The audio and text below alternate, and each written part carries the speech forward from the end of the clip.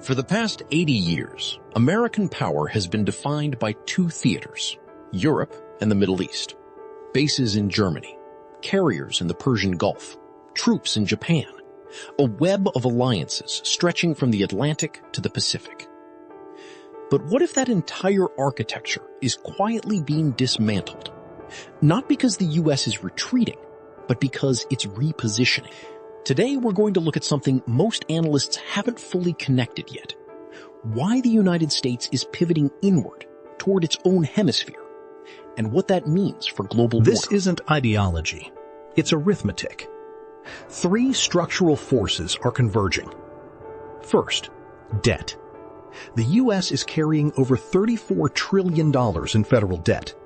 Maintaining 750-plus military bases worldwide costs roughly $55 billion a year in base operations alone, before counting the actual deployments.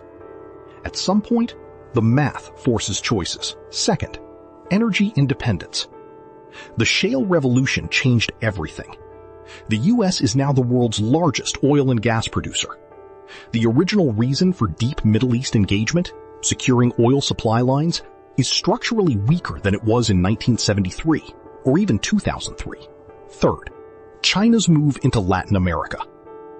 While U.S. attention was consumed by Iraq, Afghanistan, and Ukraine, China quietly became the largest trading partner for Brazil, Chile, and Peru. That's not a coincidence.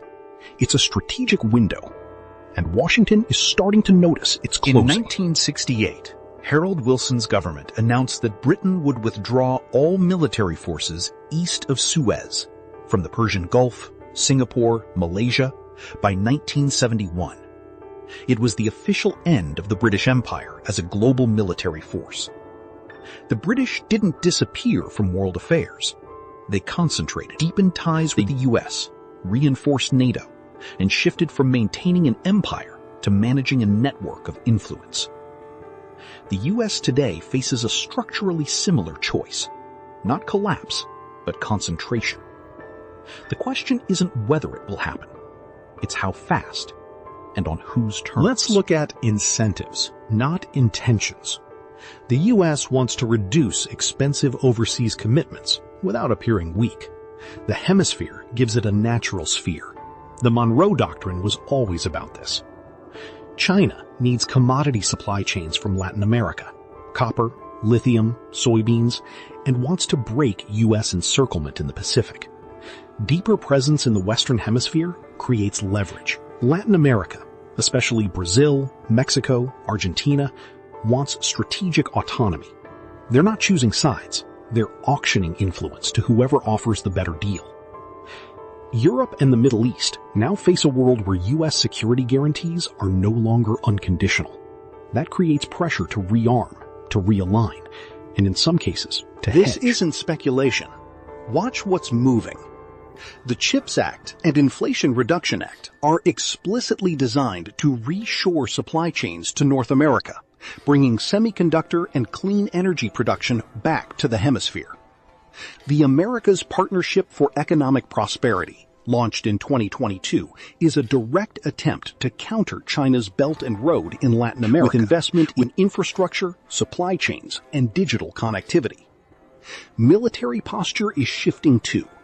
The U.S. has been quietly expanding Southcom's mandate and increasing joint exercises with Brazil, Colombia, and Mexico.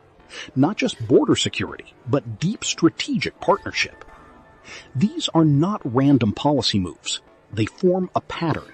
Hemisphere first. So why does any of this matter outside a foreign policy seminar? Because supply chains, trade routes, and energy prices don't stay abstract for long. If the U.S. successfully reshores critical manufacturing to North America and deepens commodity ties with South America, that changes where factories are built, what goods cost, and where investment flows in the next decade. If China accelerates its presence in Latin America faster than the U.S. can respond, that changes the competitive dynamics for industries from agriculture to rare earth minerals to semiconductors. The Western Hemisphere pivot, if it succeeds, could be the most significant restructuring of global trade and security since the end of the Cold War. And it's happening with almost no Here's public what debate. I'd watch in the next 12 to 24 months to see whether this pivot is real or rhetoric. 1. Does the U.S. push for a Western Hemisphere free trade framework, something deeper than USMCA? 2. Does Congress increase or decrease Southcom funding relative to EUCOM and CENTCOM? 3. How does Brazil's foreign policy position itself? Does Lula continue hedging, or does he make a clear bet? Geopolitics rarely announces itself. It moves through budgets, trade agreements, and base openings. If you know what to look for, you can see where the world is going before the headlines catch up. That's the analysis for today. Sources and further reading are in the description. I'd particularly recommend the Council on Foreign Relations work on Western Hemisphere strategy and CSIS reporting on Chinese investment in Latin America.